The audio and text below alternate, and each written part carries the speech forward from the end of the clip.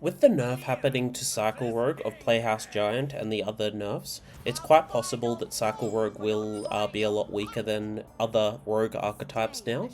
The archetype that we're looking at today is PROTOSS Rogue, and the idea behind PROTOSS Rogue is that you're using your combo cards and using mana cheating through the Sandbox Scoundrel, and then with the Sonya Water Dancer as well, you're able to then get your Templars down to 4 mana, and then you use the miniaturized version of the Scoundrel to put it down to 1 mana. And then once you've done that, you can then create an Archon to be able to deal quite a lot of damage to your opponent while also creating quite a strong board presence. The the deck then also can use a lease to be able to get the location, and quite often you are looking for the 1 mana location, because in general that's going to be one of the stronger ones to choose if you have a hand that's suitable for it.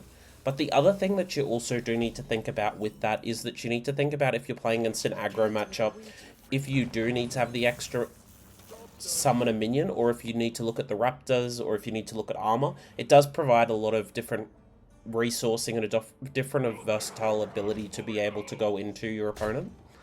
The cards that you're looking to mulligan for is you're looking for prep quite often, you're looking for Spacerock Collector, you're looking for Blink, you're looking for Metal Detector, you're looking for Dubious Purchase, and quite often you're also looking for this Scoundrel. That's the Scoundrel. If you're in an aggro matchup, you don't want to be looking for it in that turn. You want to be looking for your early clears like O Manager and Photon Cannon and things.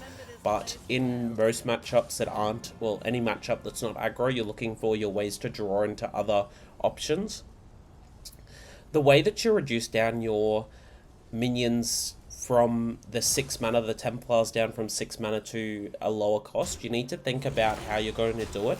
If you use Photon Cannon and then use Artanis, you won't be able to get the buff, get the extra copy coming from the Sonya, so it's important that you do consider the amount of mana reduction that you're using. If you use the Photon Cannon twice, and then use Artanis, you get it down to 2, but that means that you once again won't be able to use the Sonya to be able to get the extra buff going.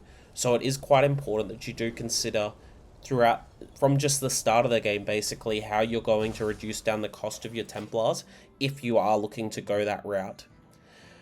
Going into the gameplay, I do have I did play down the Elise to get the 1 mana location. I chose the create a copy of one cost minion, and also I believe that I chose the armor.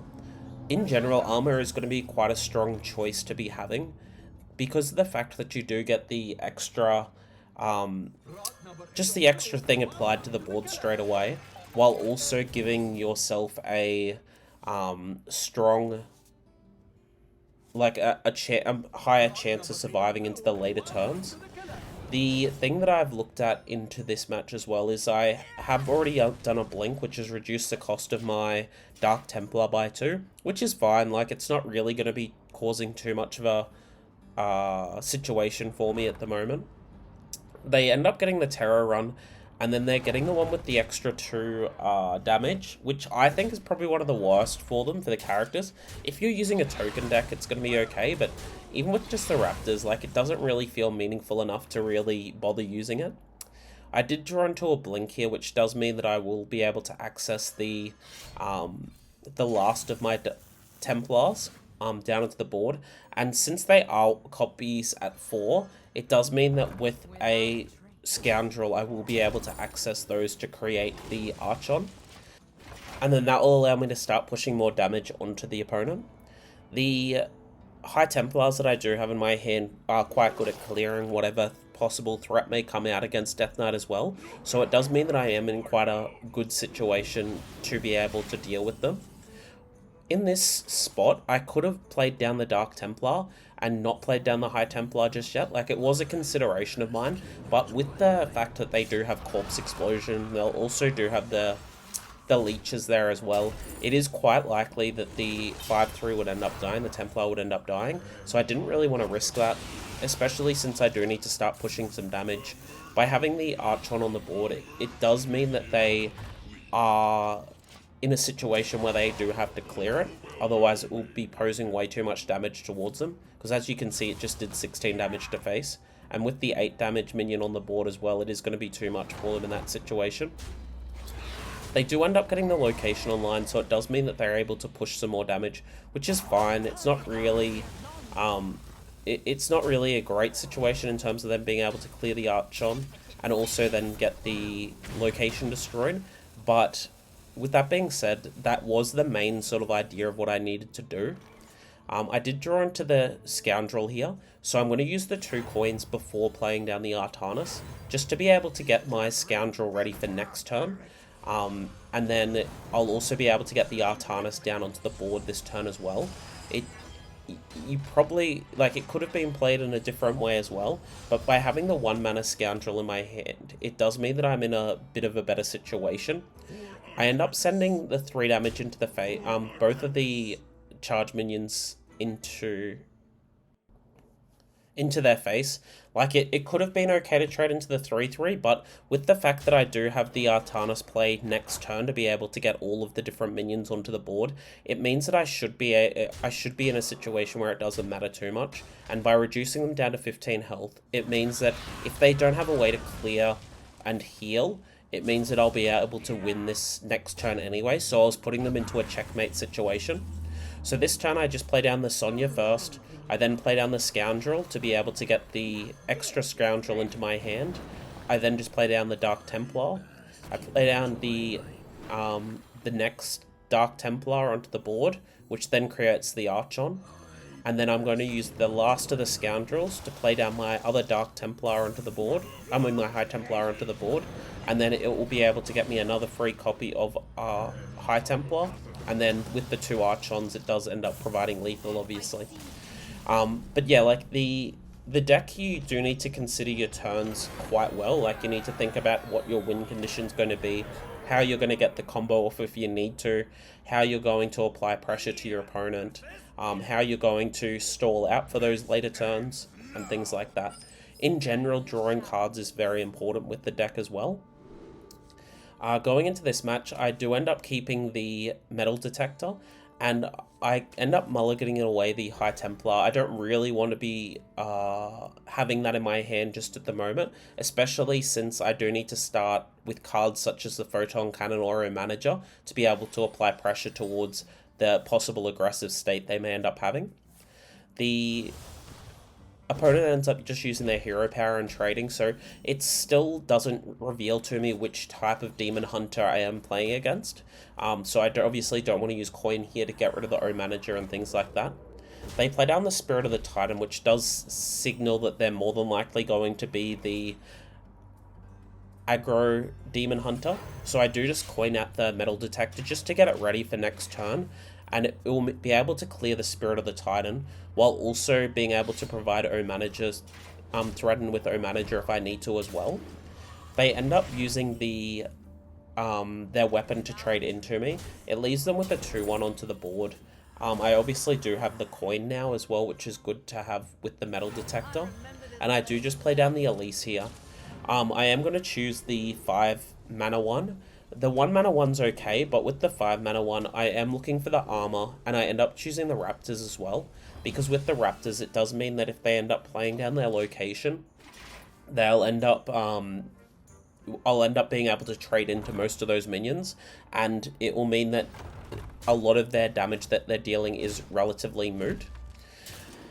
They end up hitting into my face with all their minions. They keep the 2/1 onto the board because trading into the Elise here isn't really a great play.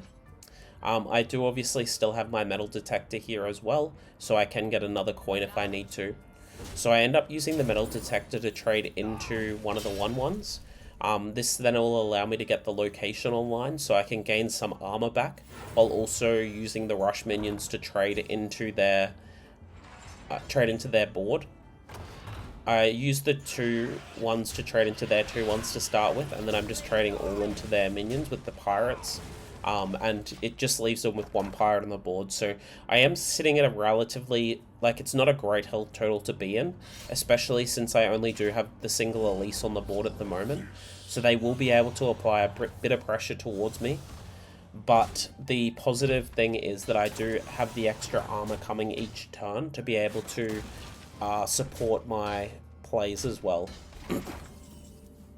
So I end up getting the Scoundrel into... So I do have the Scoundrel in my hand as well, and I did get the prep, which is quite good. So it's important in this situation that I am taking out all the minions that I can. I used the prep first because I was considering using the Dubious purchase onto them. I ended up opting against it just because of the fact that it's quite likely I wouldn't end up hitting the minion that I want to, and that would then mean that it's not going to be a very favorable situation for me. What I was thinking about here as well was deciding whether to use the coin once again so I could get the Dubious purchase play, but I end up opting against that as well. And then I just use my Elise to trade into their pirate and just pass over to them. So like at the moment I am sitting in a relatively decent position considering that my location will be coming back online, and with them just going face with their weapon, it does show that they don't have the Hot Coals play in their hand, or they're not planning on using the Hot Coals play in their hand to be able to deal some more damage to me. So it means that I'm sitting in a relatively decent spot. With the location also being online next turn, it does mean that I'll be able to trade into each of their minions that they'll be posing onto the board, and that obviously does mean that I can apply some of that pressure back towards them. I do draw into a High Templar here, but once again it's not particularly strong in this situation for me. I end up using the Terror Run here just to be able to get the minions onto the board. I do end up using the 2/1s to trade. I could have used the Dubious purchase instead, but I wanted to check to see what cards I ended up drawing with this first, because if I ended up board locking myself, it wouldn't have been a particularly great play for me. So I did just want to see what I ended up drawing with the Dubious purchase, which is the reason why I traded with the minions instead.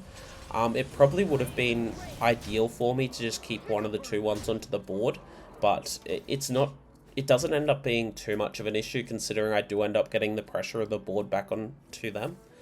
They play down their Chaos Strike, so it does allow them to draw some more cards, but once again, like, I am sitting in a situation that I am in quite a favorable position, unless they end up getting the Acupuncture plus Hot Coals play. They use a red card to be able to take, to make my Scoundrel dormant, so it means that I'm not able to push as much damage towards them. With the Artanis being drawn, it is obviously important that I'm getting that down onto the field, so I play down the Scoundrel here, just so I can get the Artanis ready onto the field. I do end up trading my 1/1 into them, and then it allows me to open up the board for the Artanis play, so I can get the 2 minions back onto the field.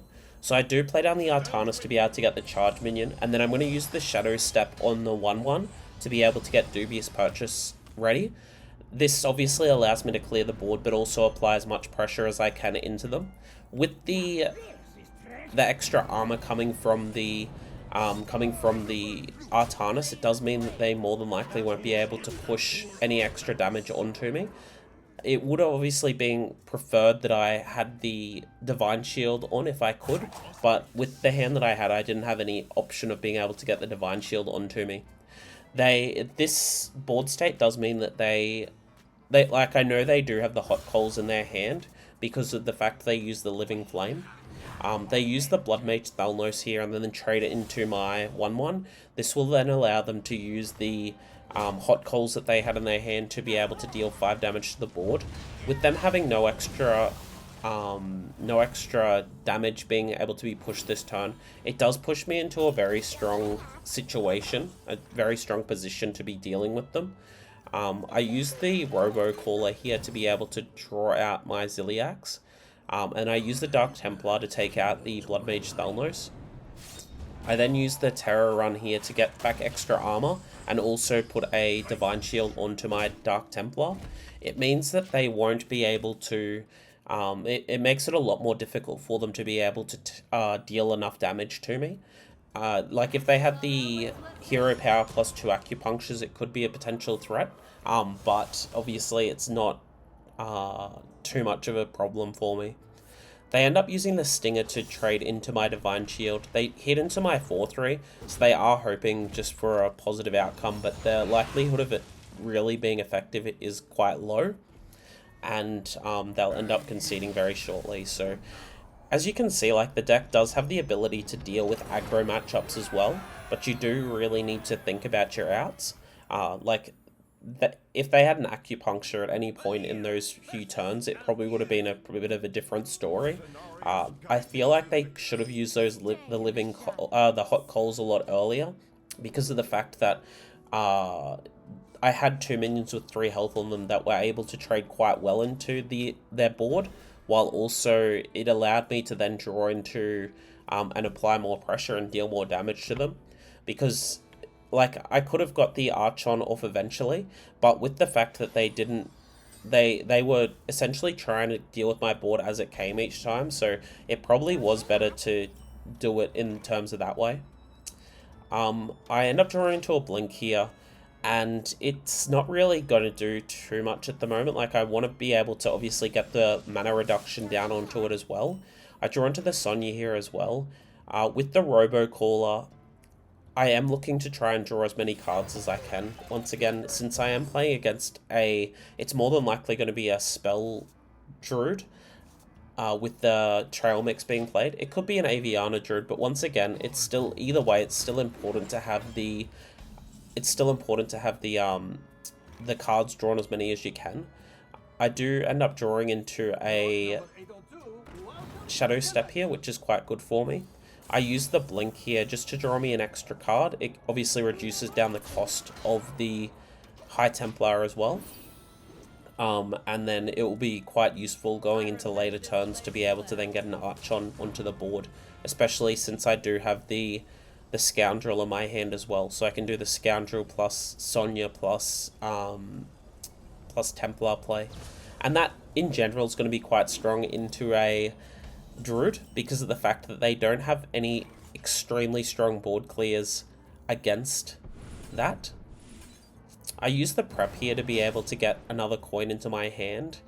Obviously that's quite strong for me, and with that I am just considering whether to play my Scoundrel, because getting the Scoundrel, the earlier you get the Scoundrel out, the stronger the play is, and I end up opting for that particular line. Like, it is a little bit awkward going for it like this, because of the fact that I don't really get much mana reduction, and it means that I won't get the extra Scoundrel coming out with the Sonya. If I did that particular idea behind it, like, I wouldn't get the extra Shadow Step to get the extra one if I needed to. They end up using the Terror run onto the Ancient of Yore, which is fine. Like, I assume that they may not have realized the interaction for it, where it doesn't go dormant when it gets summoned like that, which is a bit strange considering the fact that it should, because of how it's goes. I use the Dubious Purchase here just to be able to take out their Ancient of Yore, and then I use the Shadow Step on the 1/1. It was a little bit fortunate for me to be able to get that Shadow Step then, especially since I wasn't having any particular way to get the Archon on very easily next turn. They currently are sitting with the 27 health, and with the Chalice, it is important that I don't just play down the Dark Templar onto the board, because they'll quite easily be able to clear it. I do want to obviously apply as much pressure as I can into their board state. They use the Chalice once again, it gets rid of the 2/1, and then it's over to me for the turn. This turn I end up playing down the Sonya. I play down the Scoundrel, and then I play down the Dark Templar to get an extra copy of... the High Templar to get an extra copy of the High Templar. This allows me to clear their board, it gets the Archon online, and it also will apply quite a lot of pressure towards them, so it means that they'll need to get a full clear going as well. If they don't, next turn I'll be able to just play down a bunch of other stuff as well. So, like, I can use the Metal Detector if I need to. I can use the Grifter if I need to. It does put me into a relatively strong position. If they don't have a clear, obviously, it does just put me into a situation where I am going to win with the Metal Detector plus the Archon. They end up using the Story of Barnabas. It doesn't get them any extra armor, which does mean that they don't have any other way to get lethal coming. or any way to deal with me having lethal on them, so they end up just losing from that. Like I feel like I did get quite lucky with some of those draws, but it does show that the deck has different ways to be able to deal with the board. In general, you want to try and get the Scoundrel off as quick as possible so you can start mana cheating out other cards. I end up playing against a Hunter here. Pretty much the only Hunter that I've been seeing lately is Handbuff Hunter, so it's important to keep the Dubious purchase for that matchup because of the fact that it allows you to clear one of their buffed up minions, and I keep the Spacerock collectors because it will allow pressure in the early game as well. I end up drawing into a High Templar here, which is decent. Like, it's not good nor bad in this situation. I obviously do have the Dubious purchase as well, which will be quite strong for their minion that they'll end up getting with the extra buffs, the reserve spot and the cups. I end up playing the coin down and then using the blink. It allows me to get the extra combo card, and then I use the O manager to go face into them, and then I just get the extra coin back into my hand. Like, it was a little bit of a workaround doing it in that particular order, but it does mean that I am set up for the next turn as well. I draw into the Sonya here. I just play down the Spacerock collector and then go face with my 2-1. I don't really want to be using the Dubious purchase just yet because of the fact that if they have a big minion, it could be a potential threat towards me. With the reserve spot, obviously, it does show that they will have that idea. And with the Grifter pull, it does mean that I'm not as worried about having the Dubious purchase in my hand, because with the Grifter, quite often you can use that then to be able to steal the opponent's minion, and then if they do end up summoning one with reserve spot, it will just be able to trade straight into it. So that's the reason why I play down the Dubious purchase here. It allows me to draw some extra cards. I do get 2 extra preps, which is fine. It's not particularly strong in this sort of hand, but it will possibly be useful with comboing out Grifter cards. They're down to 15 health as well, so it does put them into a relatively weak situation. They play down the 9/8 here, which is fine. Like, I obviously don't have the Dubious purchase anymore, but I'm not excessively worried. With them playing down the death roll onto my High Templar, it does make it a lot more of a difficult situation for them. I play down the Grifter here. It unfortunately doesn't hit anything that I really want. Like, it doesn't hit any of the damage dealing, and it also doesn't hit a take control. So I end up choosing for the Amulet of Studies. The Amulet of Strides, and then I use a Shadow Step onto my Grifter. It allows me to get it down onto the board again. I should have, in that situation, used the Amulet of Strides there to make sure that I did have exactly what I needed. I use the prep here, and then I use the Amulet of Strides to be able to get the debuff happening. I use the Amulet of Passion to go face, and then I use the prep again to photo cannon their face, and then I just deal the 1 damage with the weapon. So it is important that you consider your outs with the deck. I was a little bit unlucky to not get what I needed to the first time, but it was quite likely that I'd be fine. If you've enjoyed this content, please like and subscribe, and bye for now.